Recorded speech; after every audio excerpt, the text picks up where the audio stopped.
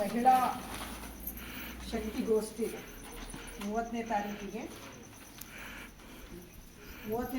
ಬೆಳಿಗ್ಗೆ ಸಾಮೂಹಿಕ ಇಷ್ಟಲಿಂಗ ಪೂಜೆ ಇದೆ, ನಂತರ ಉದ್ಘಾಟನೆ, ನಂತರ ಸ್ತ್ರೀ ಶಕ್ತಿ ಸಮಾವೇಶ ಇದೆ, ಸಾಯಂಕಾಲ ಶರಣ ಕಲಾ ವೈಭವ ಕಾರ್ಯಕ್ರಮ ಇದೆ, ಮತ್ತು 31ನೇ ತಾರೀಕಿಗೆ ಸಾಮೂಹಿಕ ಗುರುವಚನ ಪಠಣ ಇದೆ, ಯುವ ಸಮಾವೇಶ ಇದೆ 11 ಗಂಟೆಗೆ, ಮಧ್ಯಾಹ್ನ 3 ಗಂಟೆಗೆ ಚಿಂತನಗೋಷ್ಠಿ ಇದೆ, ಸಾಯಂಕಾಲ ಶರಣ ಕಲಾ ವೈಭವ ಇದೆ. ಹಾಗೆ 1ನೇ ತಾರೀಕಿಗೆ ಬೆಳಗ್ಗೆ ನಿಮಗೆಲ್ಲರಿಗೂ ಗೊತ್ತಿದೆ, ವಚನ ಕಟ್ಟನ್ನು ಕಣ್ಣಲ್ಲಿ ಇಟ್ಕೊಂಡು ಮೆರವಣಿಗೆ ಮಾಡ್ಕೊತ ಬಂದು ವಚನ ಪಟ್ಟಾಭಿಷೇಕವನ್ನು ಮಾಡ್ತಾರೆ. ಅದೆಲ್ಲ ತಾವೆಲ್ಲ ಮೊದಲೆಲ್ಲ ಆಗಿದೆ. ಈಗೂ ಸಹ ಕಾರ್ಯಕ್ರಮ ಬಹಳ ವಿಜೃಂಭಣೆಯಿಂದ ಮಾಡಬೇಕು ಅಂತ ತಿಳ್ಕೊಂಡು ಎಲ್ಲರ ಸದಾಶಯ ಇದೆ. ಅನ್ನಪೂರ್ಣಕ್ಕರ ಸದಾಶಯದಂತೆ ಗಂಗಾಂಬಿಕಾ ಪಾಟೀಲಕ್ಕವರು ಸಹ ಈ ಕಾರ್ಯಕ್ರಮವನ್ನು ಮುಂದುವರಿಸ್ಕೊಂಡು ಹೋಗ್ತಾ ಇದ್ದಾರೆ. ಈ ಕಾರ್ಯಕ್ರಮಕ್ಕೆ ತಾವುಗಳೆಲ್ಲ ಬರಬೇಕು ಅಂದ್ಕೊಂಡು ಎಲ್ಲ ಕಡೆಗೆ ಈಗ ಅನ್ನಪೂರ್ಣಕ್ಕವರು ಅವರು ತಮ್ಮ ಕೆಲಸಕ್ಕೆ ರೆಸಿಗ್ನೇಷನ್ ಕೊಟ್ಟು ಇದೇ ಧರ್ಮದ ಕೆಲಸಕ್ಕೆ ನಿಂತಿದ್ದರು. ಆದರೂ ಸಹ ಆರ್ಥಿಕವಾಗಿ ಸದೃಢತೆ ಬೇಕು ಅಂದ್ಕೊಂಡು ಅವರು ಅದಕ್ಕೆ ರೆಸಿಗ್ನೇಷನ್ ಕೊಟ್ಟಿಲ್ಲ, ಇನ್ನು ಡ್ಯೂಟಿ ಮಾಡ್ತಾ ಇದ್ದಾರೆ. ಅದು ಸಹ ಬೇರೆಯವ್ರಿಗೆ ಇಟ್ಟಾರೆ, ಅವರು ಹಣ ಕೊಟ್ಟು ಧರ್ಮಕ್ಕಾಗಿಯೇ ಅವರು ತಮ್ಮ ಬದುಕೆ ತ್ಯಾಗ ಮಾಡ್ಯಾರ. ಅವರು ಸಹ ಅವ್ರು ಸದಾಶಯದಂತೆ ಕಾರ್ಯಕ್ರಮ ಮುಂದುವರಿಸ್ಕೊಂಡು ಇದ್ದಾರೆ. ಬಹಳ ಅರ್ಥಪೂರ್ಣ ಕಾರ್ಯಕ್ರಮ ಆಗ್ತದೆ 3 ದಿನ. ಅಣ್ಣನ ಬಳಗದವರು ಒಂದಿಷ್ಟು ತಪ್ಪಿಸಿದ್ರು ಪರವಾಗಿಲ್ಲ, ಬಟ್ ಅಕ್ಕಂದಿರಂತೂ ತಪ್ಪಿಸ್ಬಾರ್ದು, ಹೆಣ್ಮಕ್ಳಂತೂ ತಪ್ಪಿಸ್ಬಾರ್ದು ಕಾರ್ಯಕ್ರಮ.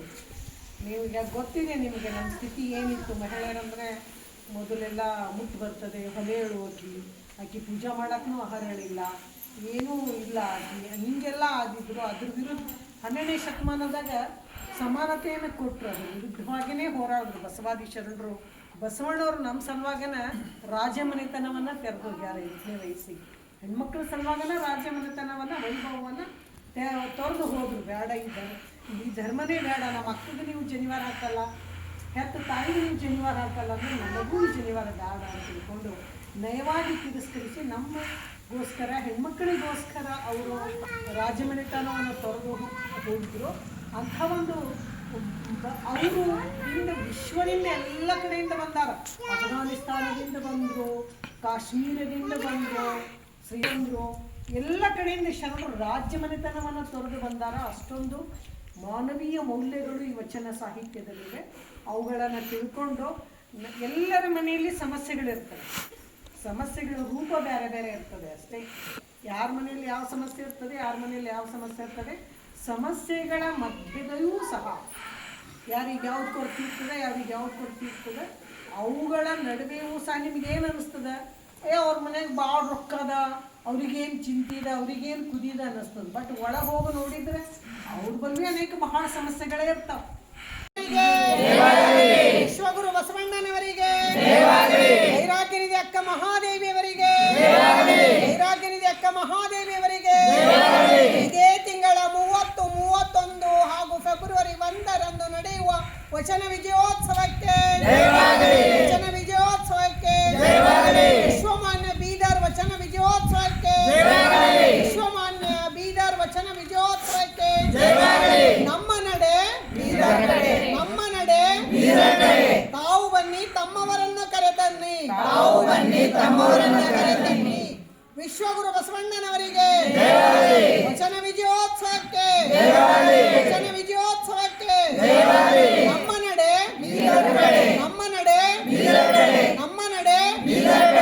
ಎಲ್ಲರಿಗೂ ಶರಣು ಶರಣಾರ್ಥಿ.